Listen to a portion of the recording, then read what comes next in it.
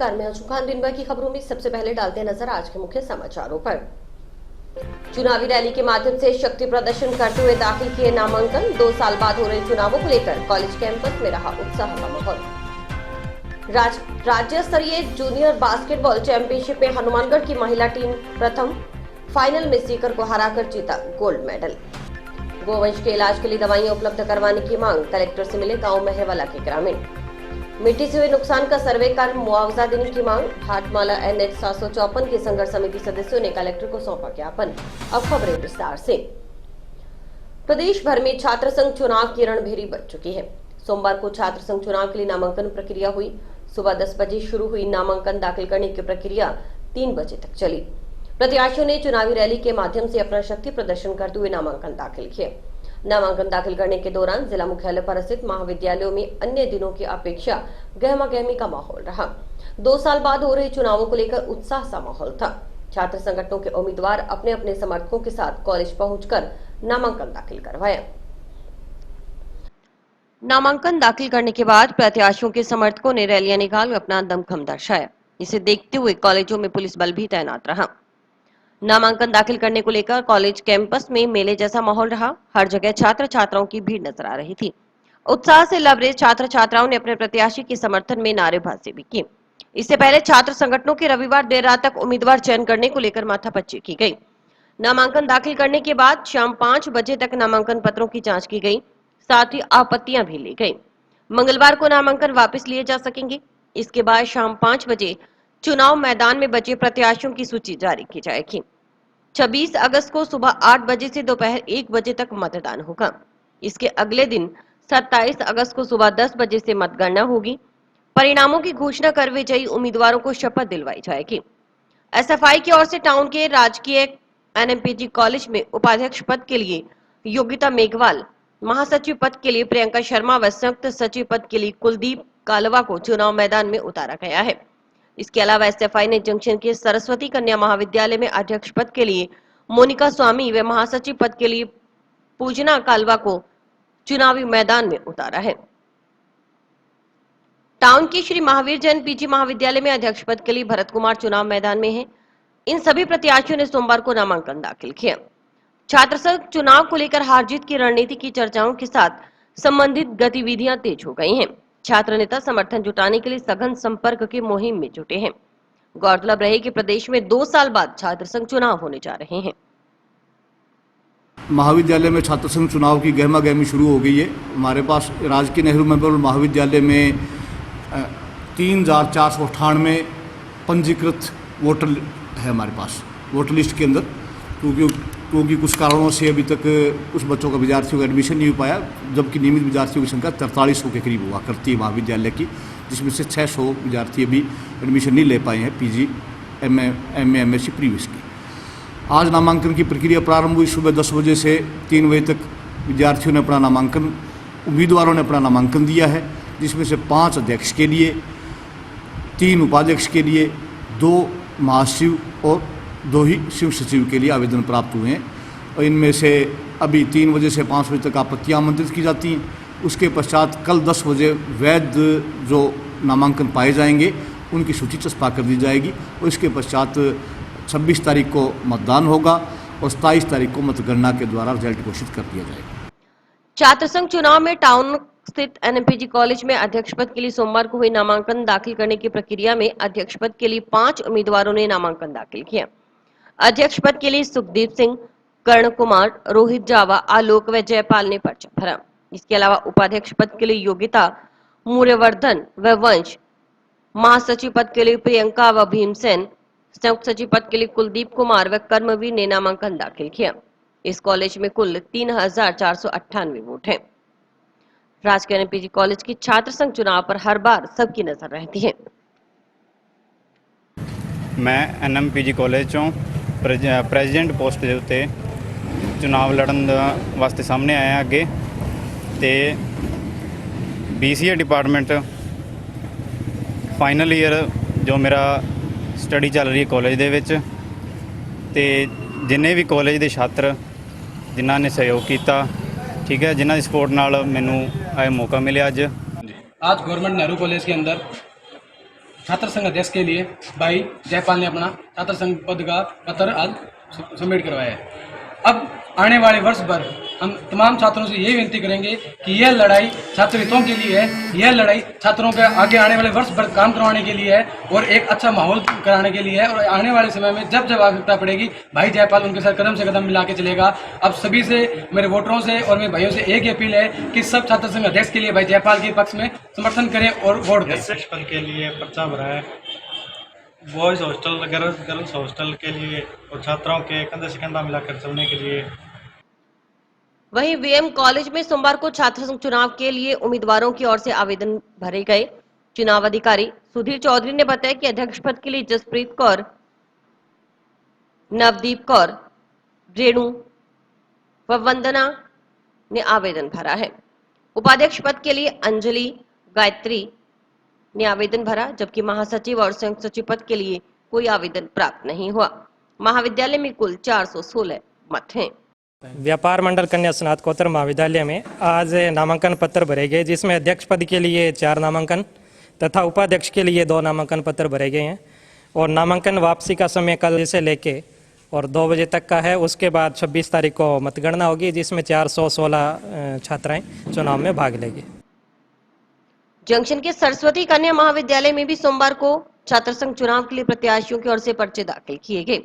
अध्यक्ष पद के लिए 2 जबकि उपाध्यक्ष व महासचिव पद के लिए एक आवेदन प्राप्त हुआ। अध्यक्ष पद के लिए मोनिका स्वामी व पूजा ने नामांकन पत्र दाखिल करवाया। उपाध्यक्ष पद के लिए प्रवीण कौर व महासचिव पद के लिए पूजा के रूप में एकमात्र नामांकन दाखिल हुआ। चुनाव अधिकारी डॉक्टर कंचन शर्मा ने बताया कि कॉलेज में कुल 350 वोट हैं। सरस्वती कन्या महाविद्यालय से अध्यक्ष पद पर चुनाव लड़ रही हूँ और मैं यहाँ पर जो तमाम हमारे जो छात्राएं हैं उनके मांगों को लेकर यहाँ आगे आई हूँ। और मैं इनकी जो अपने व्याख्याता हैं और जो हमारी कैंटीन की सुविधाएं हैं जो भी नहीं हैं उनकी मांगों को लेकर के यहाँ पर उनकी मांगों को पूरी करने के लिए मैं यहाँ पर अध्यक्ष पद पर लड़ने के लिए आई हूँ। मैं बीएससी फाइनल ईयर की गर्ल्स हूँ और मैं प्रेसिडेंट के लिए वोट लेना चाहती हूँ सभी से और मैं सभी की मांगों को पूरा करूँगी। उनकी जो भी मांगे हैं उनको पूरा करूँगी और उनके हित के लिए हर एक काम करूँगी और आगे आऊँगी। So please vote me. Town police ने उपखंड अधिकारी के आदेशों के बाद सोमवार को टाउन के वार्ड 42 में जाकिर हुसैन पार्क के पास बने मुस्लिम मुसाफिर खाना को खाली करवाया।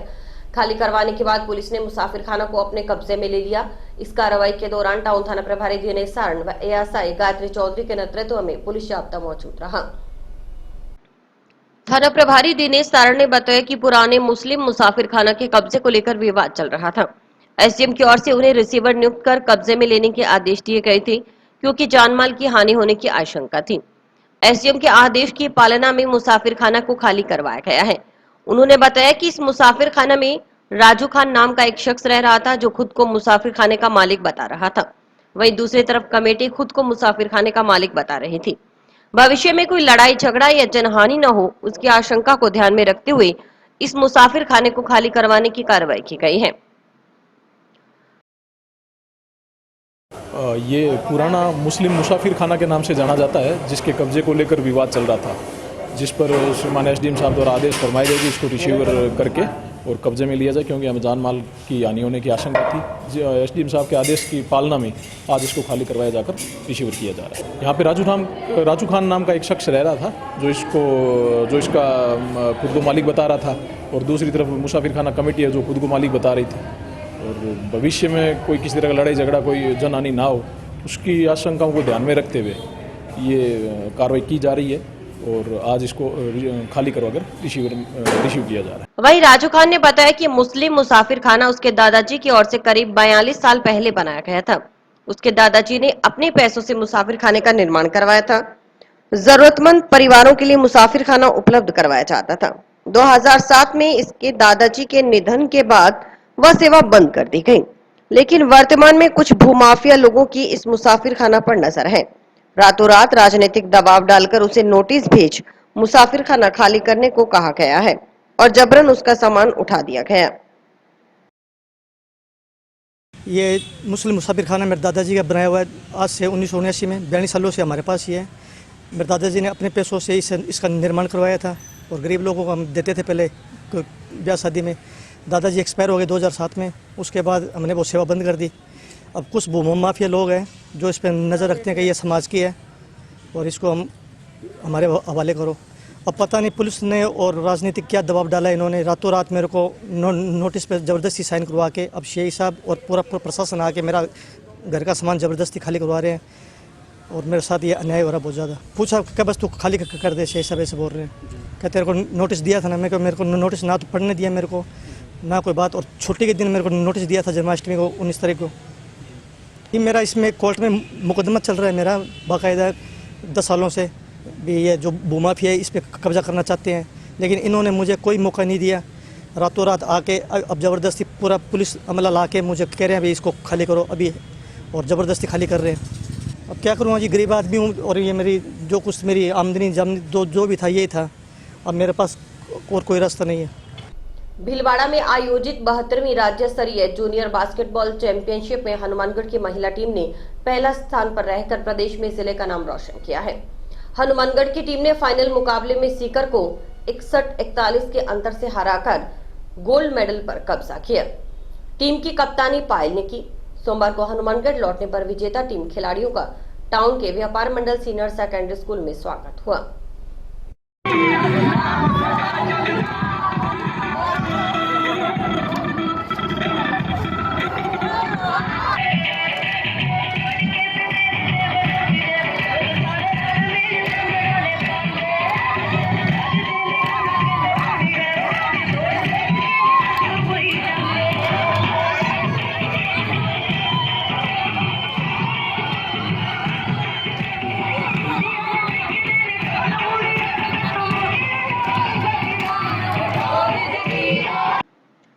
खिलाड़ियों ने एक दूसरे को रंग गुलाल लगा जीत का जश्न मनाया। इस मौके पर व्यापार मंडल शिक्षा समिति अध्यक्ष अशोक जिंदल, बास्केटबॉल संघ के प्रदेश उपाध्यक्ष व कोच विकास अग्रवाल, सादत सिंह खोसा, हरदीप सिंह सहित महाविद्यालय स्टाफ आदि उपस्थित रहा। इस मौके पर समिति अध्यक्ष अशोक जिंदल ने कहा कि बड़े हर्ष का विषय है कि हनुमानगढ़ की टीम पहला स्थान हासिल कर गोल्ड मेडल जीतकर लौटी है। उन्होंने बताया कि भीलवाड़ा जिला बास्केटबॉल संघ की ओर से 72वीं राज्य स्तरीय जूनियर बास्केटबॉल चैंपियनशिप 19 से 21 अगस्त तक भीलवाड़ा में आयोजित करवाई गई। इसमें 23 जिलों के खिलाड़ियों ने हिस्सा लिया। प्रतियोगिता में टाउन के वीएम सीनियर सेकेंडरी स्कूल की महिला टीम ने उत्कृष्ट प्रदर्शन करते हुए गोल्ड मेडल जीतकर प्रथम स्थान हासिल किया है। हनुमानगढ़ टीम का फाइनल मुकाबला सीकर के साथ हुआ। इस मुकाबले में हनुमानगढ़ की खिलाड़ी सिमरन कौर ने सबसे अधिक स्कोर कर बेस्ट खिलाड़ी का अवार्ड भी हासिल किया है। उन्होंने बताया कि इस प्रतियोगिता में चयनित राजस्थान की टीम राष्ट्रीय स्तर पर प्रतियोगिता में हिस्सा लेगी। चयनित राजस्थान की टीम में हनुमानगढ़ जिले की 5 बेटियां शामिल हैं। जिंदल ने कहा कि पढ़ाई के साथ साथ खेलों में भी बच्चों को इस मुकाम तक पहुंचाने में स्कूल स्टाफ का बड़ा योगदान रहा है। उनके साथ ही अभिभावक भी बधाई के पात्र हैं। जूनियर गर्ल्स बास्केटबॉल प्रतियोगिता जो कि भीलवाड़ा में करवाई गई और 23 डिस्ट्रिक्टों ने इसमें भाग लिया। इसमें प्रथम हमारी टीम व्यापार मंडल गर्ल्स सीनियर सेकेंडरी स्कूल की टीम और कॉलेज की बच्चियों ने गोल्ड मेडल जीतकर आज यहाँ आई हैं। बहुत खुशी और हर्ष की बात है। जिस दिन ये टीम गई थी उस दिन बच्चियों ने खाटू श्याम जी का जागरण करके उनका आशीर्वाद लेकर गए थे, तो वो आज हमारा जो जागरण था और पूजा पाठ थी वो सफल हुई। सभी में बहुत हर्षोल्लास का है। और हम अभी 19 से 31 अगस्त भीलवाड़ा में 72 जूनियर स्टेट चैम्पियनशिप हुई थी और उसमें हम विनर होके आए हैं। हमारा फाइनल सीकर के साथ था जिसमें स्कोर 54 और 37 का था और मुझे बेस्ट प्लेयर का अवार्ड भी मिला है। और हमने विकास सर ने बहुत मेहनत की हमें यहाँ तक पहुँचाने के लिए। हमारा फर्स्ट मैच जयपुर के साथ था और हमारा सेमीफाइनल चित्तौड़ के साथ था जिसमें हमने चित्तौड़ को कम से कम 30-50 पॉइंटों से हराया था, वन साइड स्कोर किया था। और हमारे स्कूल, हमारे सर, मैनेजमेंट का बहुत ज़्यादा सपोर्ट है हमें। Thank you. अब आगे क्या तैयारी चलेगी? अब भीलवाड़ा में जोनल होगा, नेशनल का जोनल होगा, उसमें हम पार्टिसिपेट करेंगे और फिर हम राजस्थान का नाम रोशन करेंगे और वो सितंबर में होगा और उसकी तैयारी होगी, अभी कैंप लगेंगे। राजस्थान ग्राम विकास अधिकारी संघ की ओर से विभिन्न मांगों को लेकर असहयोग आंदोलन चलाया जा रहा है। इसी के तहत आंदोलन की रणनीति तय करते हुए विकास अधिकारी को ज्ञापन सौंपा गया। बताया गया कि 24 अगस्त को विधायकों को ज्ञापन दिए जाएंगे। 26 से 30 अगस्त तक लगातार पंचायत समिति कार्यालय पर धरना दिया जाएगा। इसके बाद भी यदि सुनवाई नहीं होती तो जिला स्तर पर प्रदेश भर में 1 से 10 सितंबर तक धरने दिए जाएंगे। गौरतलब रहे कि ग्राम विकास अधिकारी पिछले 18 दिनों से असहयोग आंदोलन पर हैं। न्याय चाहिए, नया नहीं, न्याय चाहिए, इंकलाब जिंदाबाद, इंकलाब जिंदाबाद, इंकलाब जिंदाबाद, नया नहीं, न्याय चाहिए, नया नहीं, न्याय चाहिए, नया नहीं, न्याय चाहिए, नया नहीं, न्याय चाहिए, इंकलाब जिंदाबाद, आवाज दो।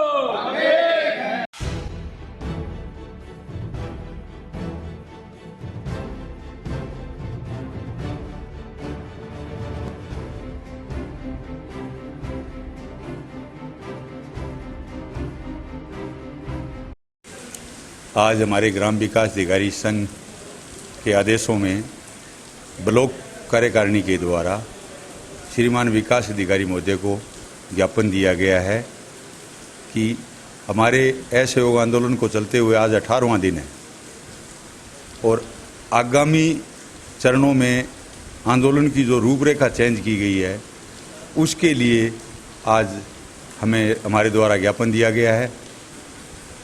अभी 24 तारीख को हमारे जितने भी विधायक महोदय या प्रधान महोदय हैं उनको इसके बारे में ज्ञापन दिया जाएगा और 26 से लेके 30 तारीख तक रेगुलर यहाँ पंचायत समिति के अंदर धरना दिया जाएगा और धरने के बाद अगर गवर्नमेंट के द्वारा हमारी मांगों पर सकारात्मक विचार नहीं किया जाता है तो उसके बाद 1 तारीख से लेके 10 तारीख तक 10 दिन रेगुलर जिला स्तर पर सभी जिलों में ग्राम विकास अधिकारियों के द्वारा धरना दिया जाएगा। आज हमारा नया नहीं न्याय चाहिए जो वादा खिलाफी आक्रोश आंदोलन का जो चरण प्रारंभ हो रहा है उसके अंतर्गत 22 अगस्त जो आज शुरू हो रहा है इसके अंतर्गत जो हमारे बाहर दूसरे जिलों में बैठे अंतर जिला स्थानांतरण की मांग को लेकर जो साथी बैठे हैं या सारा ग्राम विकास अधिकारी संघ बैठा है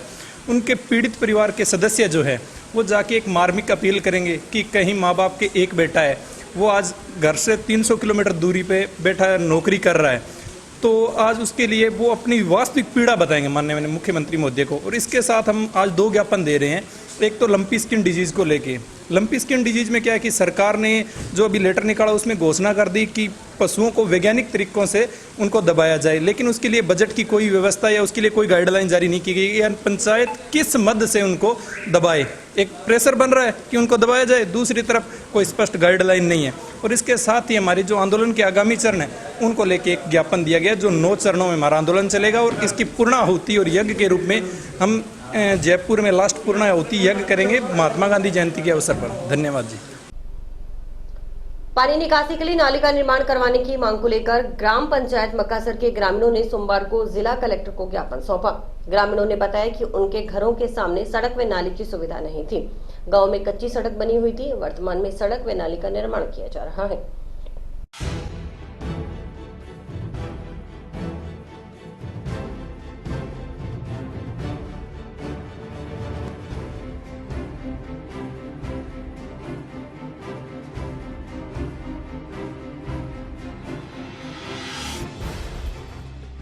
गली की समस्या और नाली की समस्या से, क्योंकि हमें इस वजह से वार्ड नंबर 15 गांव मक्कासर जो कि गली की समस्या है, गली एक साइड से ज़्यादा और एक साइड से कम है, जो कि उस साइड में एक साइड में नाली बनने से दूसरी साइड नाली बनाते हैं तो वो आगे कोई साधन नहीं लग पा रहा। तो इसलिए हम एक साइड नाली मंजूर करवानी चाह रहे हैं उस गली में और रोड पूरी बनवानी चाह रहे हैं और उसकी वजह से हम यहाँ कलेक्ट्रेट में आए हैं। सरपंच से बात नहीं हुई क्या? सर हुई थी पर सरपंच साहब मान लो दोनों तरफ बात हो रही है भी। अब वो साथी तो हमारे को कह रहे हैं, साथी उनको कह रहे हैं, अभी पूरी फाइनल नहीं हुई। अभी हम ये कहते हैं एक तरफ नाली बन जाए और एक तरफ रोड, जो कि हम बाकी घर सारी निकासी अपनी पाइप से दे देंगे, एक साइड नाली रखना चाह रहे हैं हम। और हमारे जो एक घर की परेशानी से हम बहुत परेशान हैं, जो कि उनकी दीवार गली के अंदर आ रही है जी। तो इसी वजह से हम थोड़े परेशान हो रहे हैं भी। हमारा कोई बड़ा साधन वगैरह, कोई ट्रैक्टर ट्रॉली वगैरह नहीं मुड़ रहा। और दूसरा नंबर उस पर छज्जा है, 2.5-3 फुट का छज्जा है। तो वो लोग छज्जे की वजह से ही थोड़ा रोड को मान लो वहाँ से नालियाँ बनवा रहे हैं छज्जे के नीचे, भी जो भी हमारे छज्जे के पास ना लगे, तो उसी की वजह से गली पतली हो रही है। टाउन स्थित पंचायत समिति कार्यालय के सभागार में सोमवार को एसडीएम डॉक्टर अभी गर्ग की अध्यक्षता में ब्लॉक निष्पादन समिति की बैठक आयोजित हुई। बैठक में माध्यमिक शिक्षा ब्लॉक के संस्था प्रधान मौजूद रहे। इसमें ब्लॉक में संचालित विभिन्न गतिविधियों पर चर्चा की गई।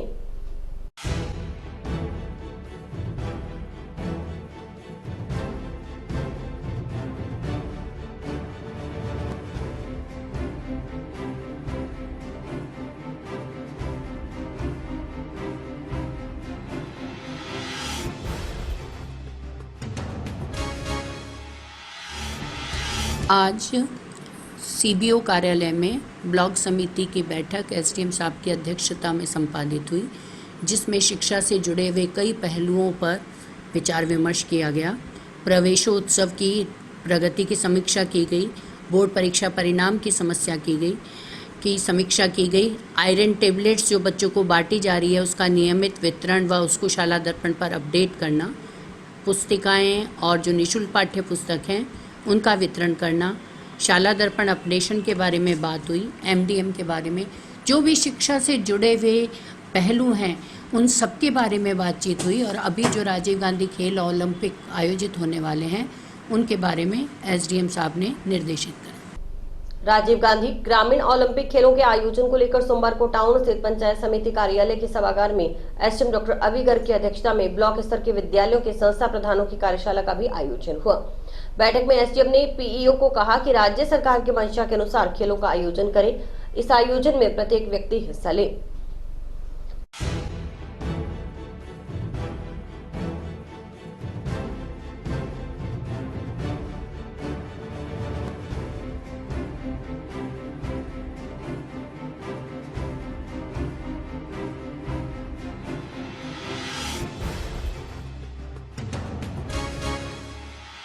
ओलंपिक शुरू हो रहे हैं, उसके संबंध में आज सभी पीओज़ के साथ अलग अलग विभागवार बैठक की गई थी और इसमें सभी पीओज़ ने पूरा सहयोग दिया और हम अच्छे ये खेल शुरू करेंगे। ब्लॉक स्तर की पीओज़ की हमने एक कार्यशाला का आयोजन किया था।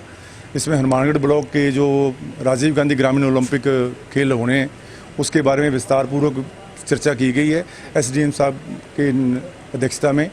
और इसके अंदर सभी जो गांवों में टीमें बन चुकी हैं उनका निर्धारण करना है पीओज़ को कितनी टीमें बनी हैं। उसके बाद उनका ड्राज निकाल के और उनको चस्पा करना उचित जगह पे जहाँ पे सभी खिलाड़ी देख सकें। और प्लस वो सूची भी चस्पा करनी है जिसमें बच्चों को पता चल सके कि मैं कौन सी टीम के अंदर खेल रहा हूँ।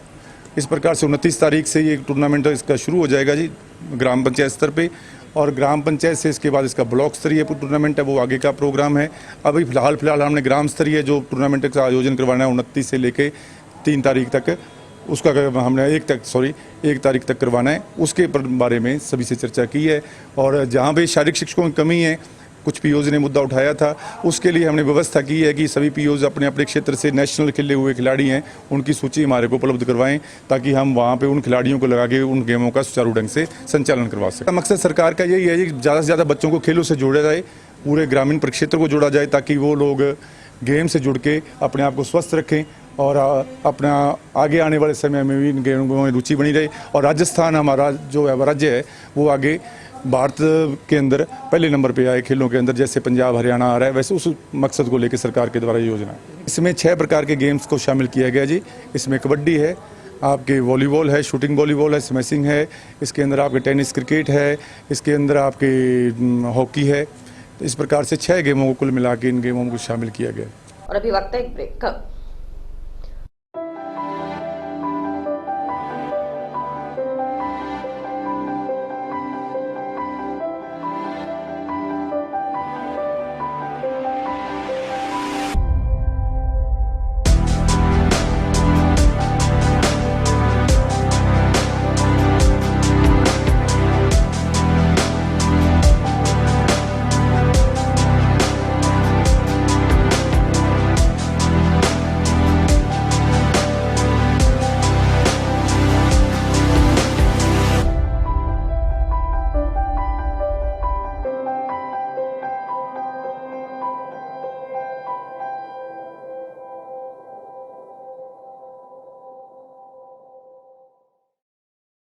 NH 754 के प्रभावित खेतों व खालों में मिट्टी से हुए नुकसान का सर्वे करवाने सहित विभिन्न मांगों को लेकर भारतमाला NH 754 की संघर्ष समिति सदस्यों ने सोमवार को कलेक्टर नतमल डिडेल को ज्ञापन सौंपा।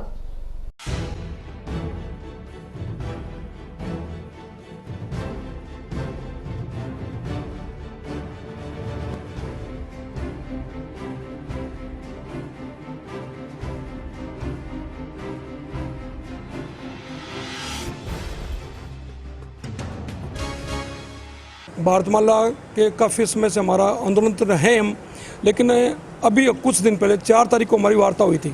NHA के घेराव किया, हमने तालाबंद किया। तहसीलदार महोदय जो उपलब्ध थी हमारे साथ, हमने कहा प्रशासनिक अधिकारियों के नेतृत्व में हम इसको वार्ता करेंगे।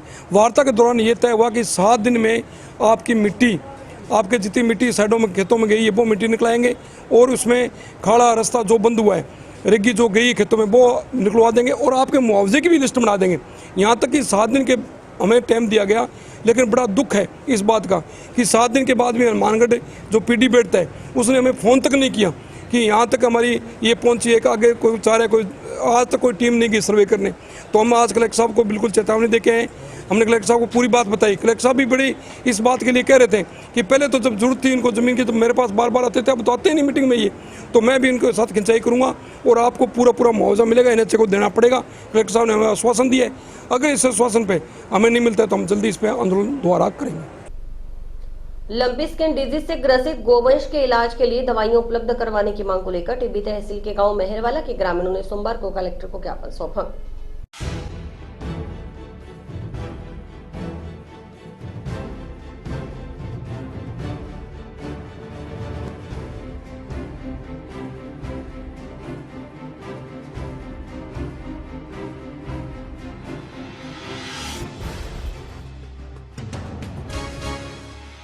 समिति मेहरवाला से है। हमारे गौशाला में लंपी से बहुत ज़्यादा गायें ग्रसित हो रही है, इसलिए हमने कलेक्टर साहब को विज्ञापन दिया भी हमें दवाइयों की व्यवस्था करवाई जाए, डॉक्टर साहब की भी व्यवस्था करवाई जाए और गायों की दवाइयों की व्यवस्था भी करवाई जाए।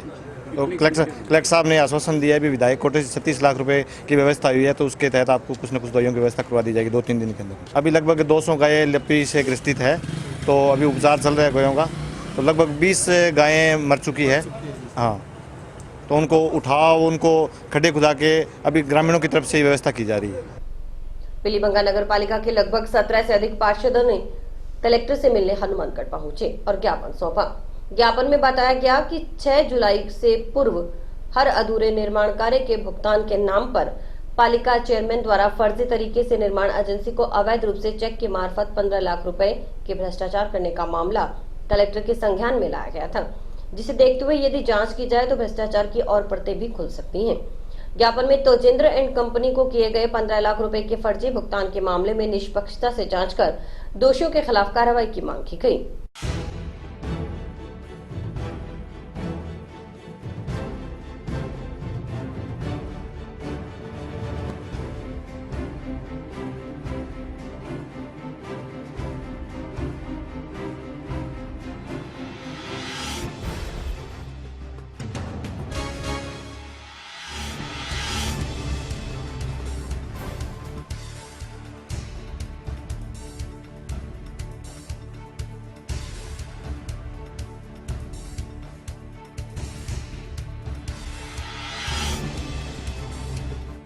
हमें 6 तारीख से 7वें महीने की से हम लोग सारे पार्षद नगर पालिका पीलीबंगा के अंदर 15 लाख का गबन तोजेंद्र एंड पार्टी के द्वारा अधिशासी अधिकारी चेयरमैन द्वारा चेक काटे गए और अन्य काम में भी गफलाबाजी बहुत की गई है।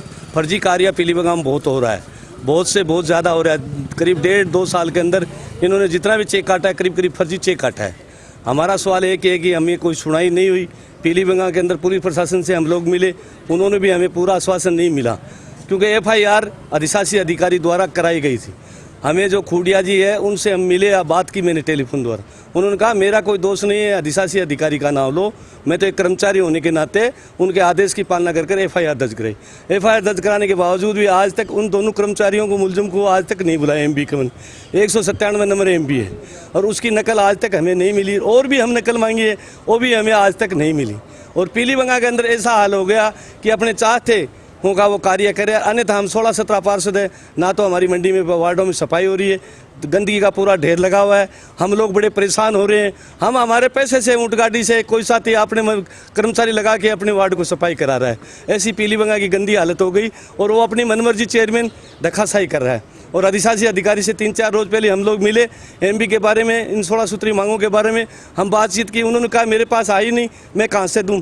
हमने कहा भी तो पुलिस के अंदर जो FIR कराई उन दोनों मुलजिमों को बुलाओ, बुला के तत्प्रभाव से उन कर्मचारी को तुरंत बता देंगे। और उनको आज तक भी पुलिस थाना वो नहीं बुलाएगा। पुलिस थाना में हम जरूर गए थे, वो रजत नाव एक मैडम है, उन्होंने कहा हम नोटिस देंगे, उसके बाद में हम कार्रवाई करेंगे। आज तक कोई कार्रवाई नहीं होगी। कल शायद मदन जी 2 आदमी उनसे मिले, तब भी वो कोई कार्रवाई नहीं हुई, उन्होंने झूठा आश्वासन दे रहे। और इसी के साथ समाचार समाप्त हुए। रोजाना देखते रहिए समाचार। नमस्कार।